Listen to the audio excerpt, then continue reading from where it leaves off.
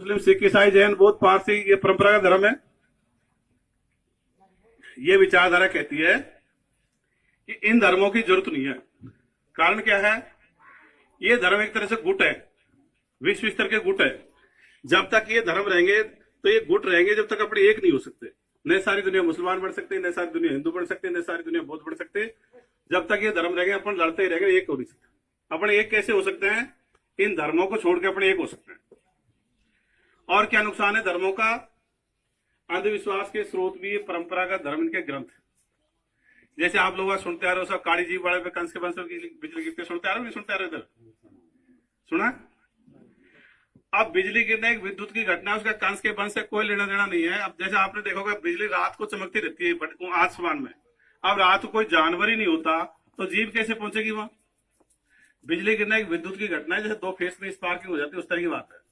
उसका कंस के वंश से कोई लेना देना नहीं है। ऐसे ही बहुत सारे लड़के सुनते आ रहे होंगे साहब, धरती है जो गाय के सींग पे है, शेषनाग पे है, ऐसे सुना? अब कभी ये सवाल किया कि मन में, भाई जिस गाय के सींग पे धरती रखी है वो गाय किस पे खड़ी होगी? धरती पे। अब मान लो आपके माथे मटकी रख देता, आपके मटकी पे खड़े हो सकते हो? तो ये झूठी बात है। धरती कोई गाय के सींग पे, शेषनाग पे नहीं है। ये तो गुरुत्वाकर्षण बल से सूर्य के चक्कर लगाती है। आप विज्ञान किताब पढ़ते हो, भूगोल किताब पढ़ते हो। ऐसे आपको बाइबल का, कुरान का अंधविश्वास बता दूं। बाइबल में कह रखा है, कुरान ने मान रखा उसमें। क्या लिख रखा है उसमें? कि गॉड ने सृष्टि की रचना 6 दिन में करी थी, 7वें दिन आराम किया। पहले दिन पृथ्वी बनाई, दूसरे दिन प्रकाश फैलाया, तीसरे दिन सूर्य चंद्र बनाए, चौथे दिन कुछ पहाड़ बिछा दिए, चौपाई फैला दिया, ऐसा कुछ काम किया और 7वें दिन आराम किया। अब इसमें सवाल करो कि साहब सूर्य चंद्रमा तीसरे दिन आए तो पहला दिन और दूसरा दिन कैसे गिना होगा? तो क्या कहते हैं, अरे भाई सवाल मत किया करो, हमारी आस्था खराब हो जाती है, इसको ऐसे कैसे मान लिया करो। अब दूसरा सवाल, सूर्य चंद्रमा तीसरे दिन आए और प्रकाश दूसरे दिन आ गया, बिना सूर्य चंद्रमा के प्रकाश आ सकता है? प्रकाश को सूर्य से धरती तक पहुंचने में कितना समय लगता है? 8 मिनट और 20 सेकंड लगते हैं। और उसमें से दूसरे दिन प्रकाश ला दिया, सूर्य चंद्रमा तीसरे दिन आए, ऐसे झूठ लिख दिया। और क्या लिख दिया उसमें? धरती चौकोर है, जबकि धरती कैसी है? शाबाश। उन्होंने चौकोर क्यों बताया? उस समय उनको पुरानी दुनिया के 3 महाद्वीपों का ही पता था। पुरानी दुनिया के 3 महाद्वीप कौन कौन से हैं? एशिया, यूरोप और अफ्रीका। नई दुनिया के 4 महाद्वीप कौन कौन से हैं? उत्तर अमेरिका, दक्षिण अमेरिका, ऑस्ट्रेलिया और एंटार्क्टिका। अमेरिका की खोज किसने करी बच्चों? वास्को डिगामा ने 1498 में भारत का रास्ता खोजा था समुद्र का, और अमेरिका की खोज करी थी कोलंबस ने 1492 ईस्वी। अब 1492 ईस्वी से पहले उनको 4 महाद्वीपों का पता नहीं था। अब देखिए, जिनको पूरी धरती का ज्ञान नहीं है और वो क्या कहते हैं स्वर्ग में ऐसा है, नरक में ऐसा है, जो पूरी धरती का ही बता जाते हैं। तो जिनको पूरी धरती का ज्ञान सही नहीं है, उनकी दूसरी बातों पर कैसे ही मानेंगे? तो ऐसे मतलब झूठ पर रखा है। और क्या लिख दिया उसमें कि साहब सूर्य और सारे ग्रह धरती के चक्कर लगाते हैं, जो कि सच्चाई क्या है? धरती और सारे ग्रह किसके चक्कर लगाते हैं? तो तुम पढ़े लिखे बच्चों को ज्यादा ज्ञान हो गया। और क्या नुकसान है इसे?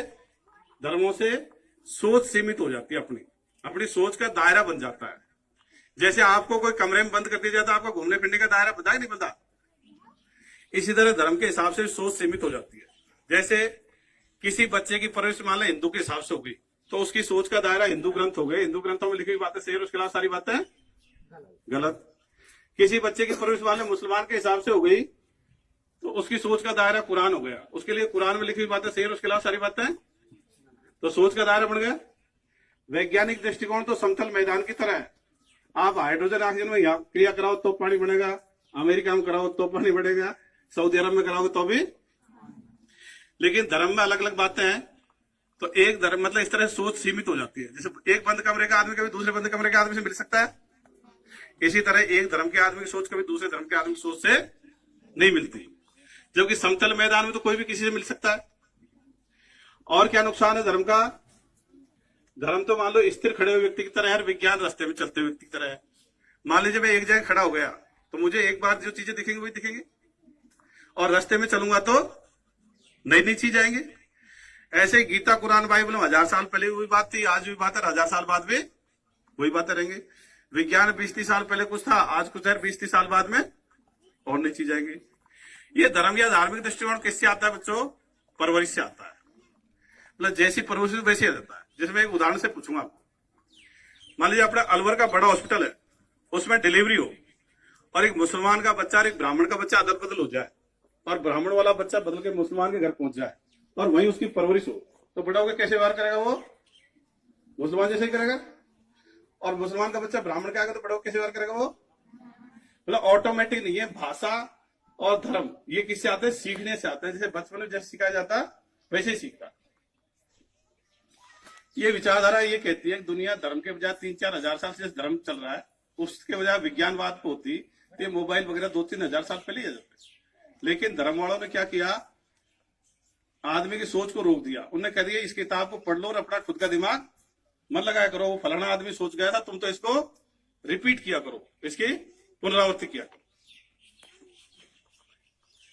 इसी तरह से ये धर्मगुरु हैं आसाराम, राम रहीम, राधा स्वामी, इनकी भी कोई जरूरत है ये विचारधारा मानती नहीं। क्योंकि वो क्या कहते हैं? सबसे ऊपर तो गुरु है, दूसरे नंबर पे ईश्वर है, माँ बाप को तीसरे नंबर पे धकेल देते हैं। अपने क्या कहते हैं? किसी गुरु की जरूरत नहीं है, ईश्वर होता नहीं, माँ बाप फर्स्ट है। वो धर्मगुरु क्या कहते हैं? भाई आपको 16वीं क्लास तक किसने पढ़ाया? कि साहब टीचर ने। टीचर को क्या कहते हो? गुरु जी। तो हम भी गुरु जी। भाई तुम एक साथ कैसे हुए? आपको ये टीचर है, ये तो कोई भूगोल पढ़ाता है, कोई विज्ञान पढ़ाता है, कोई गणित पढ़ाता है, और वो क्या कहते हैं? भाव सागर में ये है, स्वर्ग में ये है, नरक में ईश्वर वगैरह वो पढ़ाते हैं। वो तो अंधविश्वास फैलाते हैं, ये अंधविश्वास भेटाते हैं। आप अभी 10वीं 12वीं में आ गए, आप BA में तक भी चले जाओगे तब भी अपनी पूरी पढ़ाई में कहीं अंधविश्वास की बात ही नहीं आती। तो इनका और उसका कोई मेल नहीं है। और दूसरी बात क्या कहते हैं? वो नैतिकता की बात कहते हैं। क्या कहेंगे? झूठ मत बोला करो, बेईमानी मत किया करो, मिलजुल के रखो, ऐसी बातें कहते हैं वो। उनका निष्कर्ष आता है। तो क्या इन बातों को आप पहले से नहीं जानते हो? जानते हो क्या इसके लिए अलग से गुरु करने की जरूरत है? नहीं है। इसलिए किसी के घर वालों ने कोई गुरु कर रखा तो जाके घर पे कह देना भाई अपन को इसकी जरूरत नहीं है। अन्यथा किसी का गुरु राम रहीम बन बैठेगा, किसी का आसाराम बन जाएगा, किसी का फलारी बन जाएगा। तो अपने अपने घर पे जाके कह दोगे, किसी भी कोई धार्मिक गुरु के चक्कर में नहीं पड़ोगे। सभी सहमत हो? 2 हाथ खड़ा करके समर्थन करेंगे। शाबाश।